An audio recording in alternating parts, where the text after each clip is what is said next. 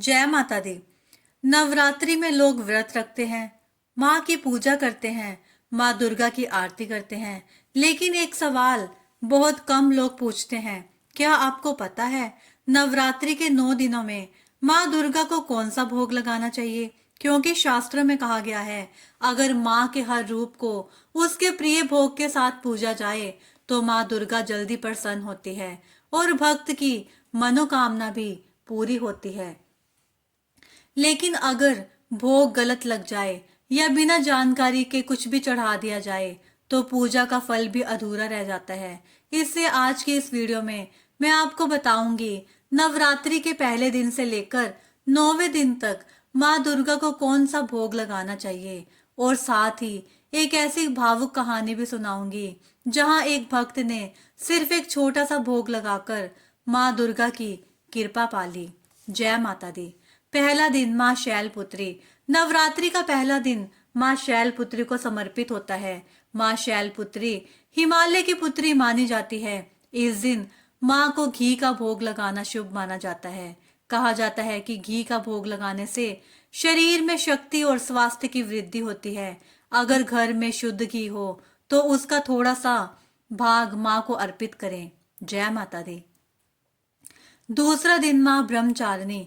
नवरात्रि के दूसरे दिन माँ ब्रह्मचारिणी की पूजा की जाती है। यह रूप तपस्या और संयम का प्रतीक है। इस दिन माँ को चीनी या मिश्री का भोग लगाना शुभ माना जाता है। ऐसा करने से जीवन में शांति और मधुरता आती है।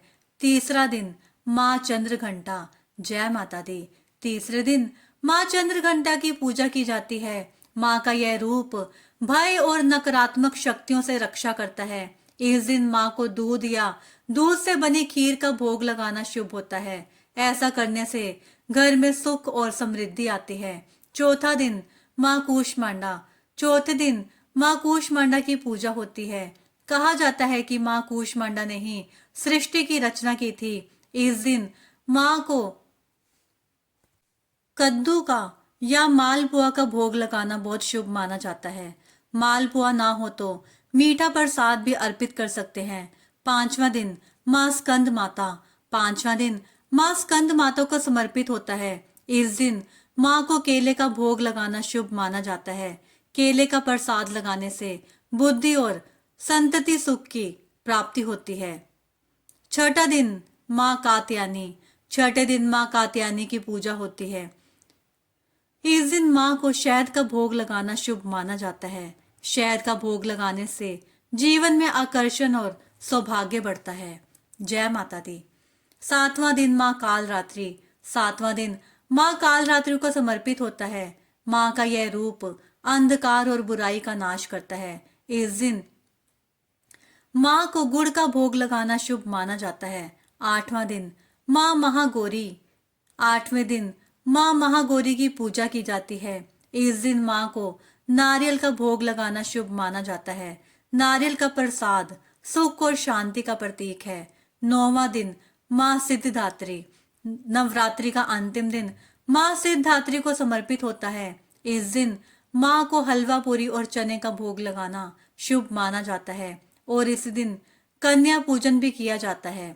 अब सुनिए एक छोटी सी कहानी। जय माता दी।